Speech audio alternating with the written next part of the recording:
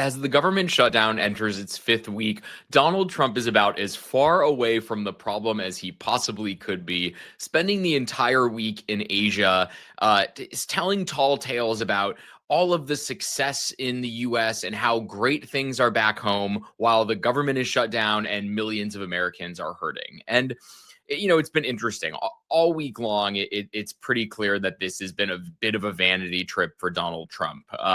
It's been handshakes and flattery and all of these countries, rolling out the red carpet for him to try to bend the knee so they don't face his wrath. That's sort of what it's looked like. That's what a lot of the displays have looked like. And meanwhile, in some of this footage we've seen from his trip this week, he doesn't look very good. He's been really slow and unstable getting off of Air Force One. When he was with the Japanese Prime Minister earlier this week, he kept getting lost in what was a pretty clear path for him to walk around this room with her, and she kept having to redirect him as they were walking around this room, looking at basically walking past different military salutes. So he just hasn't looked great. And look, it doesn't really feel like this trip, at least thus far, has been about solving any crises. It's been much more about escaping the problem in the US so he can go indulge in some flattery,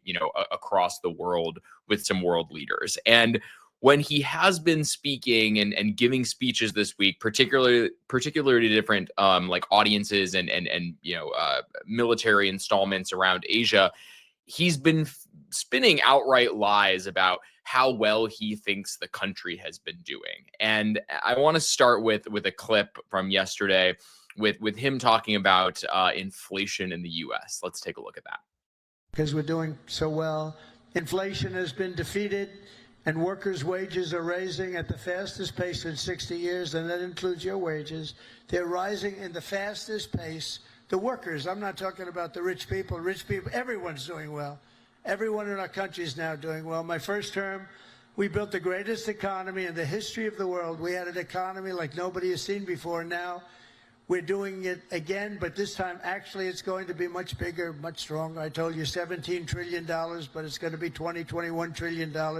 And that's numbers that have never been heard of before, much bigger than any other country in the world by literally $15-16 trillion. So he has no idea. He's just saying numbers in this. He has no idea what he's talking about. First of all, inflation has not been defeated.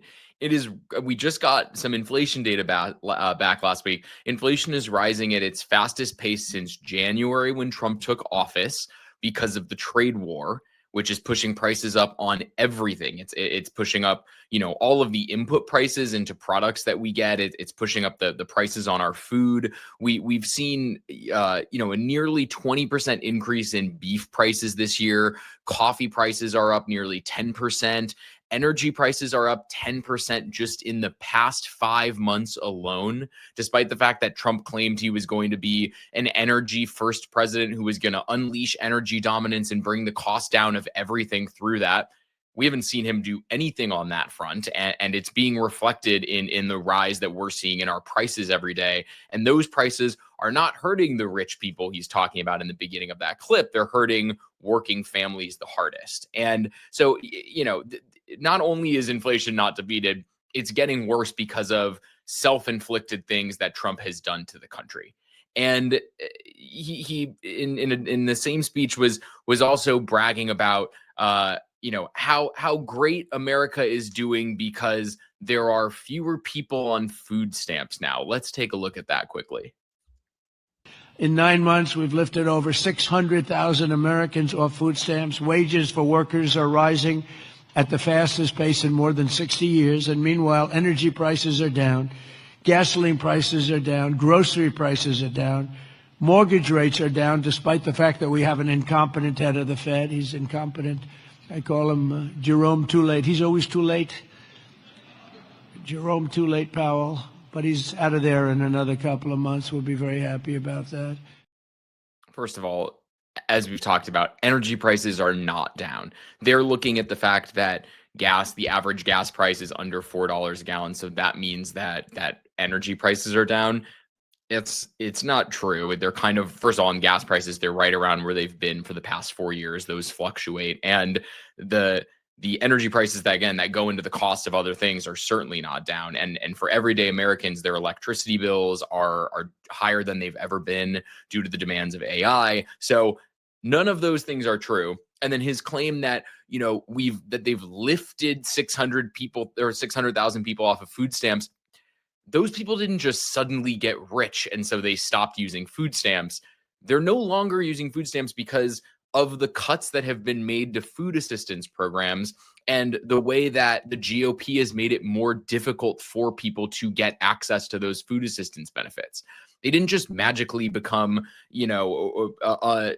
not qualified to do it. The GOP was trying to inflict pain and take necessary benefits away from people. And so that's probably where those 600,000 people came from who are no longer using food stamps. And guess what? That 600,000 is going to get a lot worse this week if the GOP and the Trump administration lets SNAP funding expire that 42 million Americans rely on, which is what they said they're going to do, even though they have contingency funds available to fund that. So, this whole idea and this whole trip is just has been Trump painting this really rosy view of the US that does not exist. And not only is it kind of stretching the truth, they're just outright lies about the shape the country is in right now. And you've heard him talk about it once, and he keeps bringing it up over and over again. It almost feels like an inside joke at this point, is Trump's obsession with this fake number of how many foreign investments have come into the US this year. So, he initially said that the U.S. was getting $5 or $6 trillion of new investments this year since the start of his administration. Then that number jumped to 10 trillion. Then it jumped to 12 trillion. And this is how high the investment has gone in his most recent speech this week. For over $18 trillion of new investments. As an example, the previous administration, in 4 years, they did less than $1 trillion. I think much less, actually, and hurt our country very badly. Who would have known? But we're going to be 18, so I figure that we'll probably be at 20 or 21, maybe even $22 trillion of investments coming into our country by the end of the first year of my second term. Again, it's just a fake number. We've gotten absolutely no detail on what he even means by this and what the timeline is and who the countries are. It's pretty clear that someone in the administration is just saying this number to him to make him feel better about himself, and he's running with it because he doesn't care about the truth. But we've got no clarity on what these numbers even apply to, but it's not stopping him from saying it and growing the amount of it every single week into this thing where it's almost become comical at this point. But look, voters don't seem to find this trip very comical. They are clearly frustrated about the fact that there is a crisis at home and that the president is nowhere to be seen this week. I mean, he hasn't been anywhere to be seen this month, but he is particularly far away from the problem right now, and voters seem to be frustrated by it. Let's take a look at what a voter in Michigan had to say about Trump's trip to Asia this week. I believe the military is greatly important and should be paid just right along with SNAP benefits, our air traffic controllers, and everybody else. You can find money to give it to Argentina. Then you want to turn around and buy beef from them and slap our farmers in the face. He's real good at being overseas and running away from his responsibilities. But I think it's time for him. He keeps bragging about how good he is making deals over there. He ought to get back here and start taking care of our country and sit down and be serious about it instead of calling everybody funny names and blaming somebody and saying it's just one side or the other. Because as far as I know, the Democrats are in their offices in the House, but where's the Republicans? They're still on a month-long vacation and getting paid. I mean, couldn't have summed it up better myself. I mean, Trump is doing this Asia trip, and as this guy said, running from his problems. And that's exactly right. While Americans lose jobs and benefits and their stability, Trump is abroad chasing applause and dances and things that make him feel good about himself. He's not solving America's problems. He's performing a version of America that doesn't exist right now and hoping no one notices. That's it from me today. If you liked what you saw, throw a like on this video, follow the Dem Wins Media YouTube channel, follow me at buildingthebench.substack.com, and we will keep bringing you the news as you need to see it. Thanks a lot for watching.